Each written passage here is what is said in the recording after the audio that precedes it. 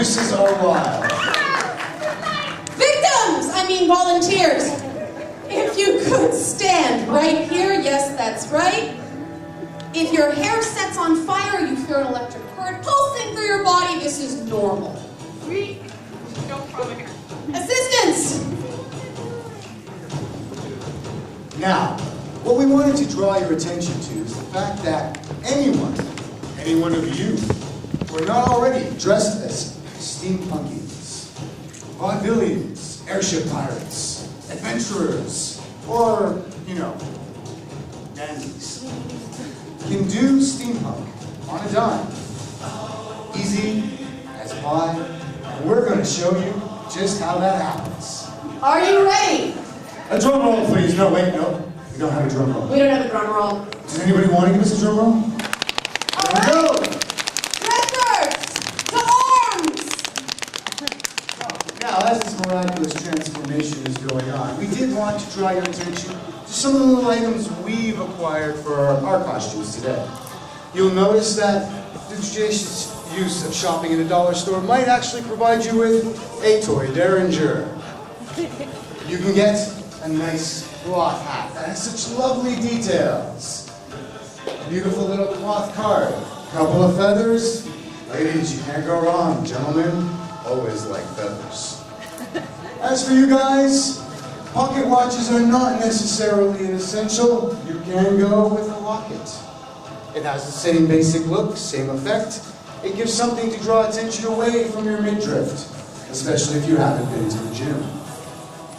Keep in mind, any kind of pins that look ornate will just add that extra little flavor, and if you do happen to have that special lady du jour, find a key and tell her it's the key to your heart. Not only will you come across as romantic, but she might actually take you seriously. On the ladies' side, there's a lot of consternation about what constitutes neo-Victorian dress and what constitutes steampunk. The lines are still blurry. I like to say steampunk is more punk, hence combinations of fabrics, different textures. You don't have to worry if your silvers match your gold. But ladies, the most important thing on steampunk gear, you need to know where you're going to place your boilers. You can laugh, it's okay. It's going to be a long day if you don't. She really did place her boiler well, don't you think?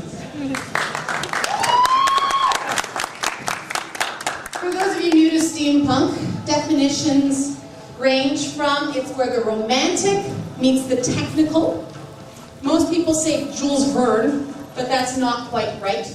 The best definition is steampunk is what would happen if Victorian sensibilities, fashion, and technology, mostly steam power, continue to the present day and onward into the future.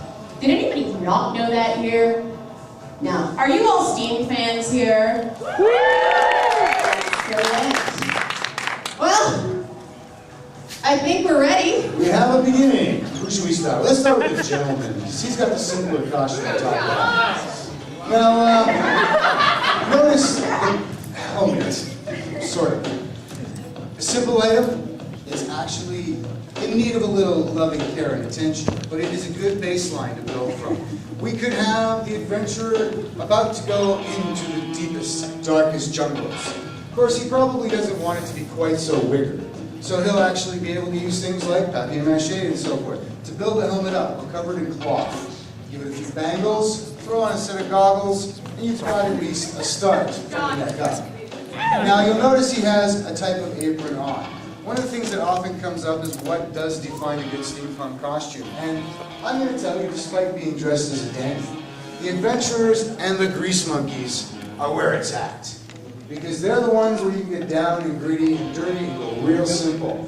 If we had had a sense of what size we might have been looking at, we might have been able to bring a jumpsuit or something for him to wear. You could have had it half on, half off. You could have had a ripped t-shirt, smear some grease on his face, and he'd be ready to go. So, give a good round and walk. Let's give our first one a great round of applause.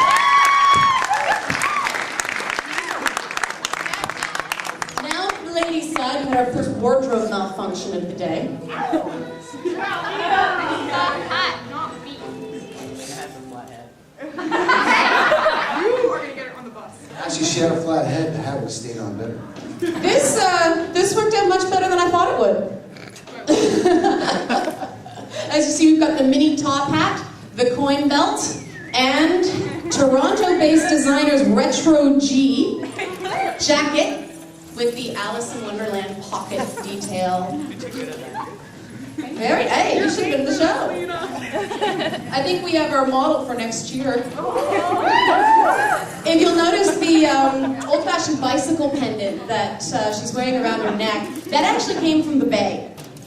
You can find some really great steampunk jewelry stores in the Bay right now, and they're liquidating right now, so if you're looking to pick something up, that's the way to go. And go that way if you can, because think about it. Everything is about what you add on to the baseline. So let's hear it for our volunteers.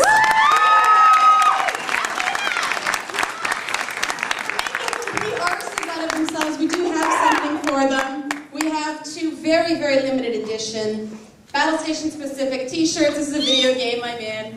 It's pretty pinup art on the front. There's only about 30 of these in existence. They were made specifically for Canada. Battle Station specific, shipped May 12th. I have to do that. Eidos likes that.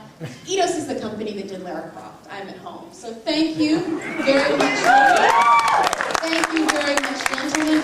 One more round of applause. Let's hear it for this model.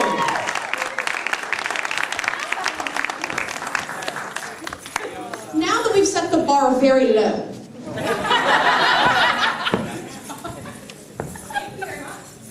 they'll get you undressed back. Oh, did I say that?